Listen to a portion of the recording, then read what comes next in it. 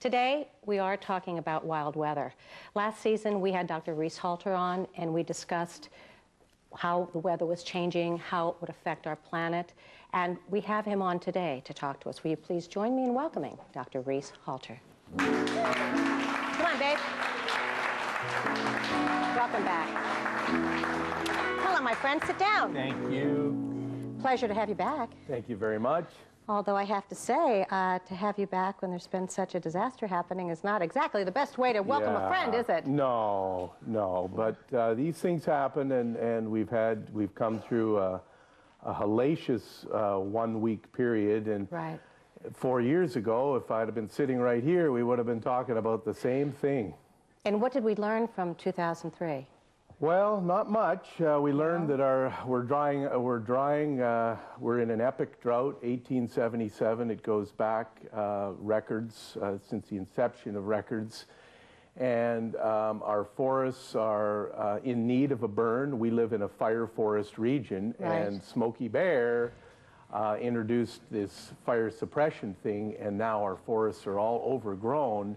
And when fire gets back in, boy, are we having some burns. No kidding, no kidding. Now, so you're saying it's a combination, it's not totally global warming, it's a combination of the conditions that's been going on for over a century. Yeah, it's a colliding of several things. Global warming is certainly a huge factor that's brought us into this drought. The overstocked forests are another thing. A byproduct of the global warming issue are these Santa Ana winds. The Santa Ana winds, right. You see, form from the Great Basin, mostly Nevada, Utah. The land heats up for 4 months. A high-pressure cell sits over top, and then the wind, very dry, needs to exit. So it exits through Southern California, and the relative humidity on the coast, which is 85%, drops down to 10–11%, and it sucks the remaining moisture out of the air and fans these fires. It's interesting. Someone had sent me, one of my very dear friends, Laura, had sent me an article on the internet stating that the Santa Ana winds are really a true weather condition with positive and negative ions and make people nervous. And absolutely right. Absolutely right. I mean, I get freaky when the winds are up. I can't sleep. Well, it's a it's a high pressure system, and since January of 2005, the Santa Ana winds have occurred in every calendrical month of the year, and normally they occur from September to January and take a long break. So basically, we've been in a fire alert situation since January of 2005, drying out. A warming world is changing our weather patterns. Right, and we have some fire footage, don't we? Yeah, these fires are the concern now, other than, of course, people and homes, is the intensity and ferocity of the fires are scorching the soil. And so when the soil gets scorched and we eventually get rains on the coast, instead of the soil absorbing the moisture, it's repelling it. And then hillsides go down, and we physically have to go in and rip the soil to let it absorb moisture. So what do you think we're going to be seeing within the next few months or a year because of all this devastation? Well, we're very concerned for mudslides, right, hill right. slumping, and apart from all of the home and homeowners looking for new places, we're looking for policy changes. You know, I wrote about You this wrote about that within your book in Wild Weather. Of what you suggested to the governor. Yeah, and we've been pushing this for 4 or 5 years now. What we can't do is people can't not live where they live. We right. live where we live, and that's a great thing about America. Now what we need to do, I believe, is get into some of these forests and manually thin them out. And instead of paying $30 or $40 an hour to professional fallers, we've suggested that the low-order prison inmates already are fighting fires on the line.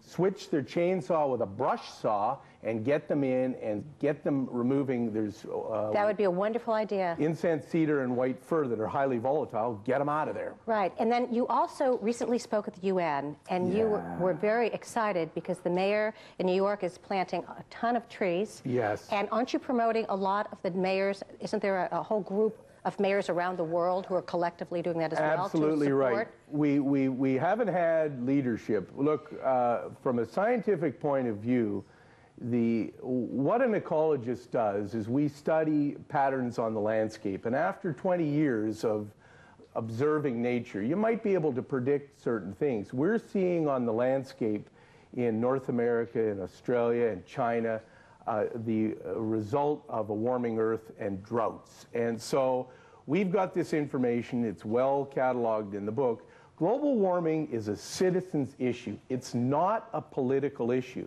And we have not had leadership at a national level, but we've had the mayors. Greg Nichols in Seattle 7 years ago started the U.S. Climate Change Protection Agreement. We have 600 mayors representing 70 million Americans that have bought in to change, and there are a lot of jobs that are being created. Mayor Bloomberg and Mayor Daley in Chicago and many others are planting trees. By 2012, there are going to be no gas-powered cabs in New York City, in Seattle, in Denver, in Charlotte, North Carolina, hybrids. Incredible, incredible, because the trees, when you were talking to the UN, you were saying that the leaves on the trees are what absorb all the smog. Yeah. Our urban forests, they are what make it possible for us to breathe. Absolutely, and they're saving energy. 40% of heating or cooling. If you got a big old tree next to your house, it's helping us immeasurably. The United Nations Environmental Program is planting 1 billion trees. Children around our Earth have planted 500 million trees, and they're going to be our salvation. The mayors are yeah. Yeah, you said your closing remark at the UN was children and trees, trees and children. We know what's causing global warming, so together let's solve it. Yeah. And I love that. Yeah, and we're doing it. That is great, you know, and you are. We're all problem solvers. We know what the problem is. Now we need to get on with solving it. And in wild weather, there are hundreds of great American corporations and otherwise that have laid in billions of dollars in infrastructure and blueprints for a new world that will source energy from non-19th century technology. Coal are our ancient carboniferous forests, and when we burn them, it's transforming petrified wood, as it were, into this gas CO2 problem.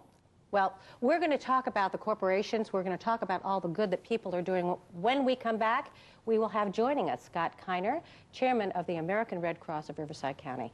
Stay tuned.